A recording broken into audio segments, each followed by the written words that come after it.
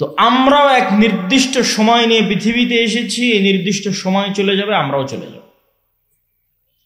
আর আল্লাহ সময়ের শপথ এমনি করেননি, ওয়াল আসর, শপথ সময়ের শপথ এমনি করেন। সময় জিনিসটা অতি গুরুত্বপূর্ণ, এই জন্য সময়ের শপথ করা আছে। এবং সময় আল্লাহর আশ্চর্যজনক সৃষ্টিগুলোর একটা সৃষ্টি। সময় কত আশ্চর্যজনক সৃষ্টি! সময়ের আশ্চর্যজনকতা যদি আপনি বুঝতে চান, তাহলে এতটুকু বুঝতে হবে যে সময় আপেক্ষিক। সব বিজ্ঞানের ছাত্ররা জানে যে সময় আপেক্ষিক। আর আপনাকে উদাহরণ দিলে আপনিও বুঝবেন যে হ্যাঁ, সত্যি সময় আপেক্ষিক। আমি পায়ে হাঁটতেছি, আমার জন্য সময় একরকম। যে ট্রেনে যাচ্ছে তার জন্য সময় একরকম, যে বিমানে যাচ্ছে তার জন্য সময় একরকম। কিন্তু দুঃখজনক হচ্ছে, আমি পায়ে হেঁটেও, বিমানে চলেও, ট্রেনে চলেও আলোর গতিতে চলতে পারছি না। এই জন্য সময়ের বাধ্যবাধকতার মধ্যেই বসবাস করতেছি। আমি কিন্তু সময়ের বাধ্যবাধকতা পার হয়ে যেতে পারবো, এই জন্য সময় আপেক্ষিক। যদি আমি সময় আলোর গতিতে চলতে পারতাম, অথবা আলোর চেয়ে বেশি গতি ধারণ করতে পারতাম, তাহলে আমি সময়কে বিজয় করে নিতাম। এবং বিজ্ঞানীরা প্রমাণ করেছে যে আপনার এই পৃথিবীতে সময়ের দ্রুততার গতি কি? 24 ঘন্টা। 24 ঘন্টায় একদিন এক রাত, এটা হচ্ছে পৃথিবীতে সময়ের দ্রুততার গতি। এই গতি যদি আর অন্য কোনো গ্রহে এর চেয়ে কম অথবা বেশি হয়, তাহলে এখান থেকে একটা মানুষকে উঠিয়ে যদি আমরা ওই গ্রহে পাঠিয়ে দিই, ধরেন কোনো একটা সিস্টেমে পাঠিয়ে দিলাম, ওই মানুষ ওই গ্রহে আর 50 বছর থেকে যদি পৃথিবীতে আগমন করে, তাহলে ওর আর যে সমবয়সী বন্ধু ছিল তাদের চেহারা আর ওর চেহারা মিলবে না। দেখা যাবে ওর সমবয়সী বন্ধু বৃদ্ধ হয়ে গেছে, আর দেখা যাবে ও তখনও যুবক আছে। কেননা ওর জন্য সময় ভিন্নভাবে অতিক্রম হয়েছে, কেননা ও এমন জায়গায় ছিল যেখানে সময়ের গতি ছিল ভিন্ন। এগুলো আমি বলছি না, বিজ্ঞানীরা বলছে। এবং আপনি আরো আশ্চর্য হবেন যে আমরা যদি আজ এখান থেকে অনেক দূরের গ্রহে ভ্রমণ করি, কয়েক লক্ষ, কয়েক হাজার, কয়েক ট্রিলিয়ন, মিলিয়ন কিলোমিটার দূরের, তাহলে অনেক দূরের গ্রহের আলো আমাদের কাছে আসতে যেমন সময় লাগে, এই গ্রহের আলো ওই গ্রহে যেতে সময় লাগবে।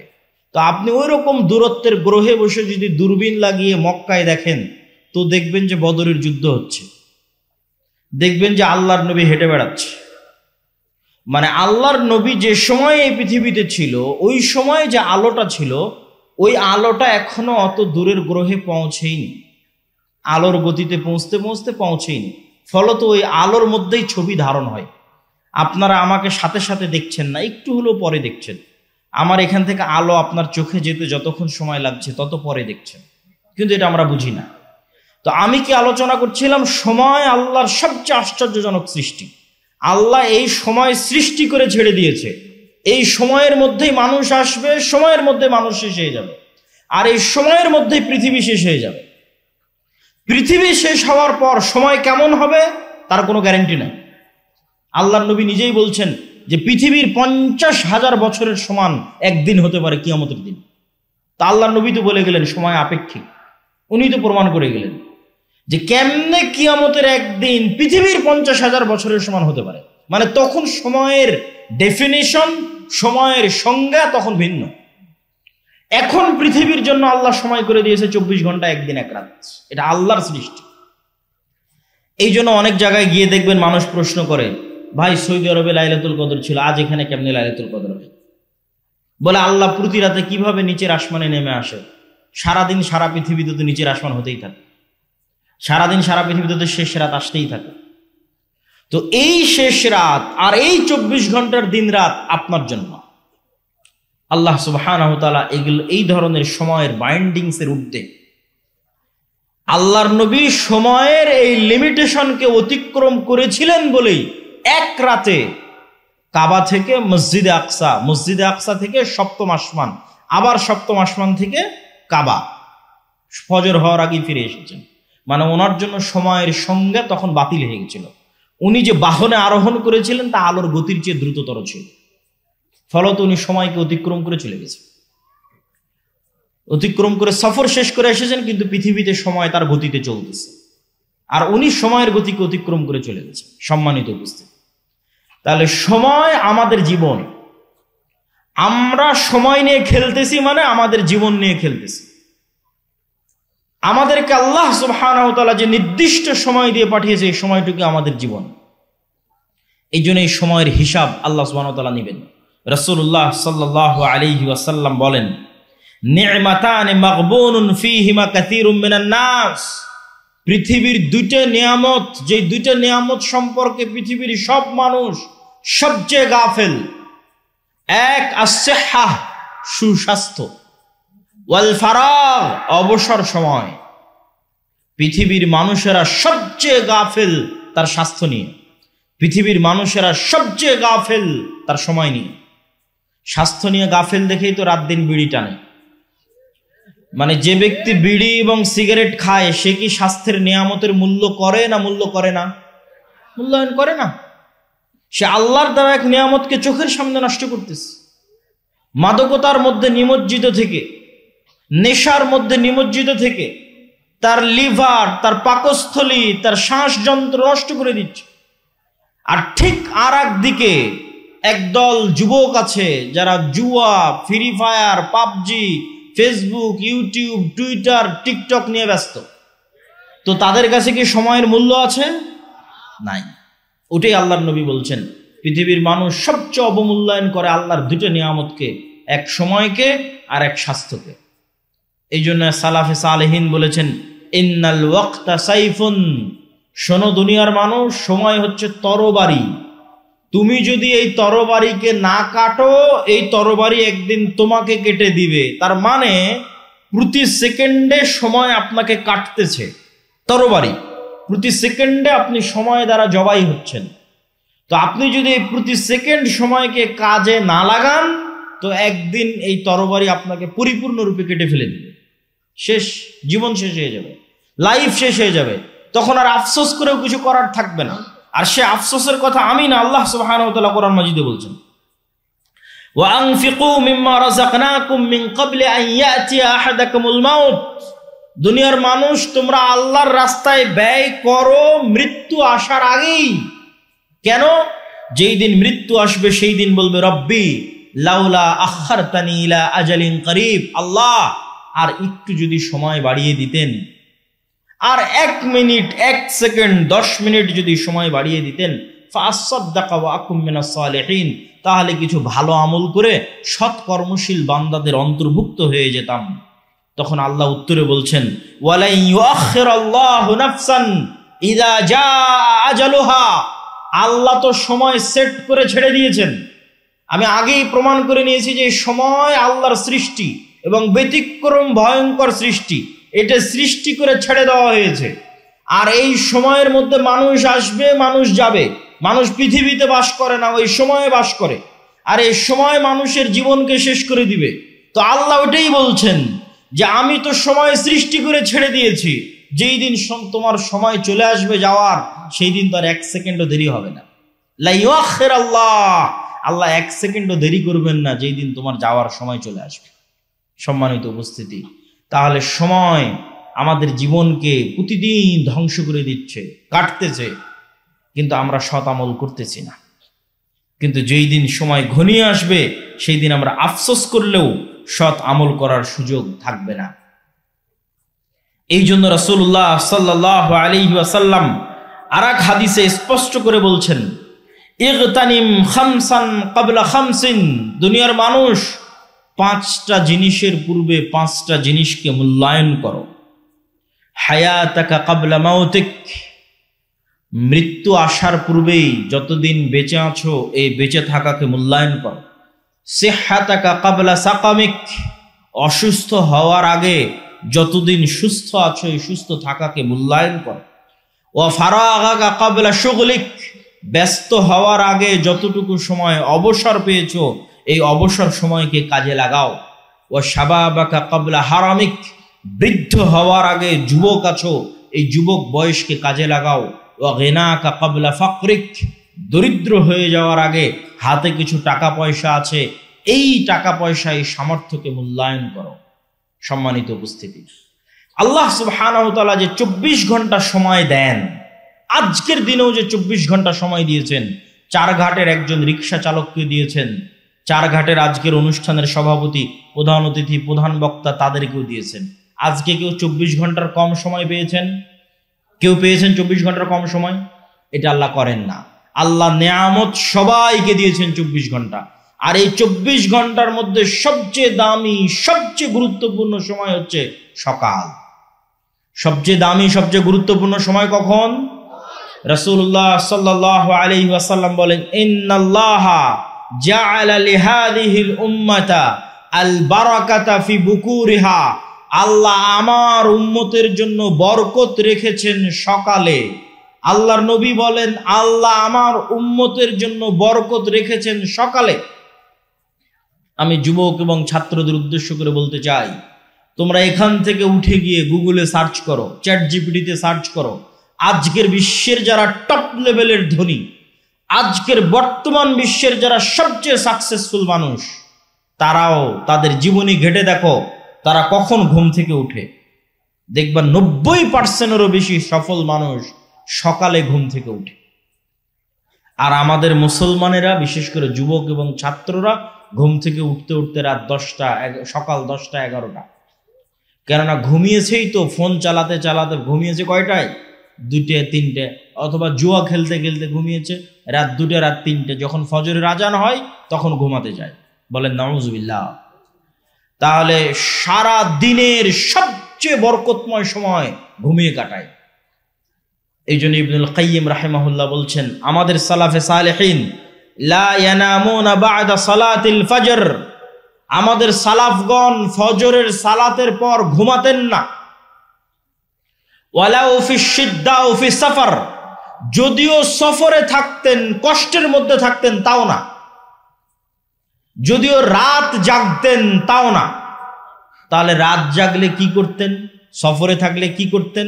দেখেন উনি সমাধান দিচ্ছে, বলছে ইয়ান্তাজিরুনা ইলা তুলুইশ শামস, যদি খুব কঠোর পরিশ্রম করে রাত জেগেছে, ঘুমাতে হবে, কিছু করার নাই। সারা রাত সফর দিয়েছে, ঘুমাতে হবে, কিছু করার নাই। তো তখনও তারা অপেক্ষা করতেন সূর্য উঠা পর্যন্ত, কষ্ট করে হলেও সূর্য ওঠা পর্যন্ত জেগে থাকতেন। সূর্য উঠলে তারপরে ঘুমাতে যেতেন, কেননা সূর্য উঠার আগ পর্যন্ত এই সময়ে কি অবতীর্ণ হচ্ছে? কথা বলে না যে কি অবতীর্ণ হচ্ছে? বরকত অবতীর্ণ হচ্ছে।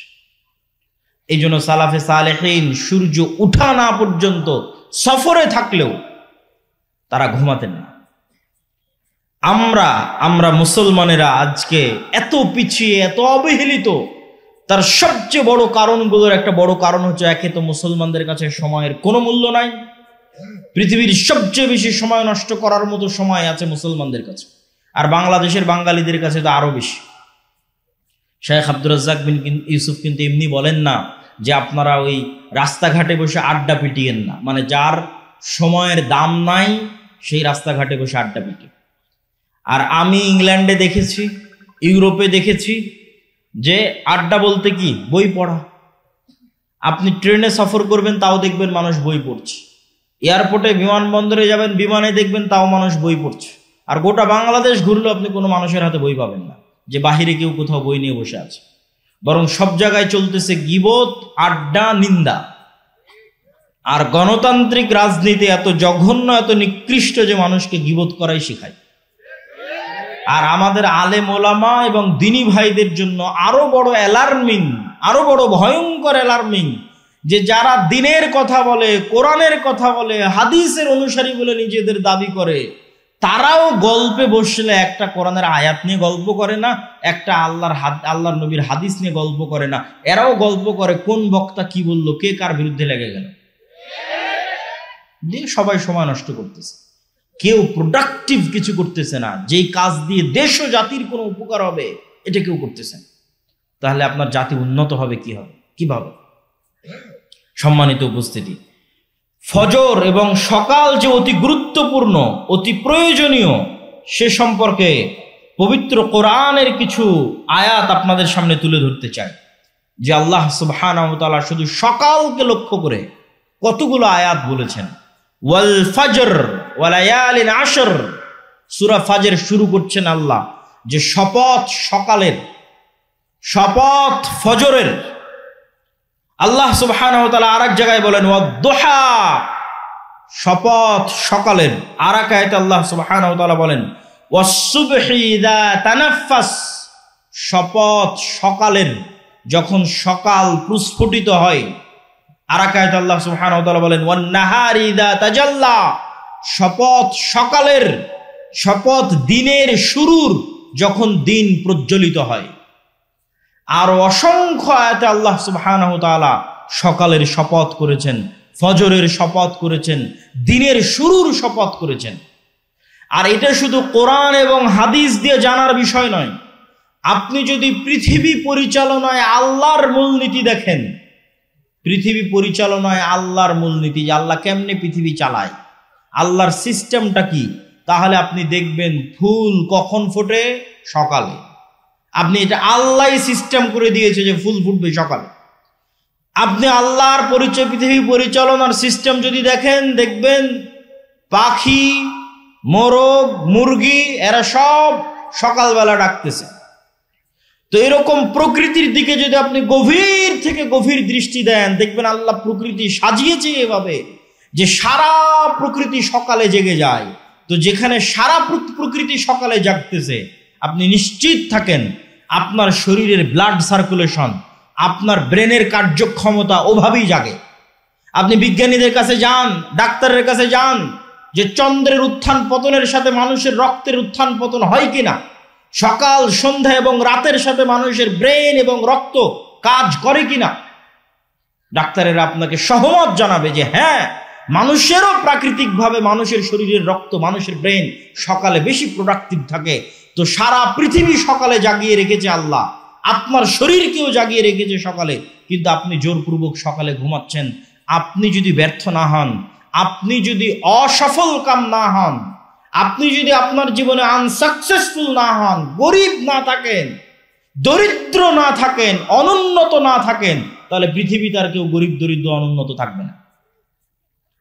আর যদি আপনি সকালকে একবার কাজে লাগানো শুরু করেন, একবার, যে কোনো ছাত্র, যে কোনো ব্যবসায়ী, যে কোনো কৃষক, যে বলবে যে না আমি ফজরের সালাতে উঠব এবং ফজরের পরের এই সময়কে কাজে লাগাবো, তাকে ধনী হতেই হবে।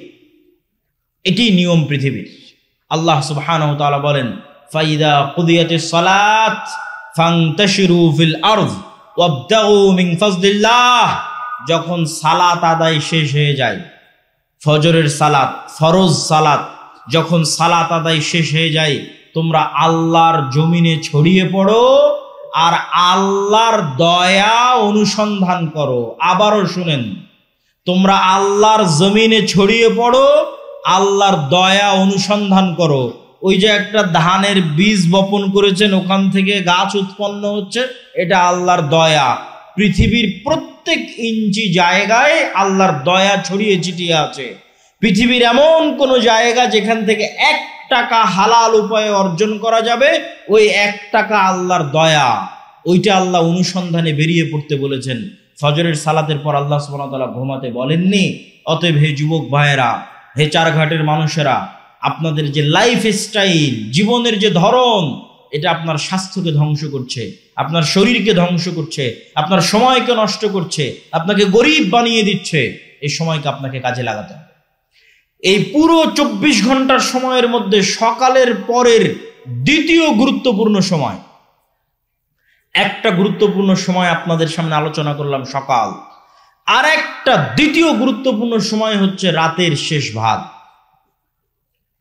আল্লাহ সুবহানাহু ওয়া তাআলা যদি পৃথিবীতে কাউকে বড় থেকে বড় সফলতা দান করতে চান, যে বড় থেকে বড় সফলতা আল্লাহ দান করবেন, তাহলে রাতের সালাত, রাতের শেষ অংশের সালাতের কোনো বিকল্প নাই, যাকে বলে তাহাজ্জুদের সালাত।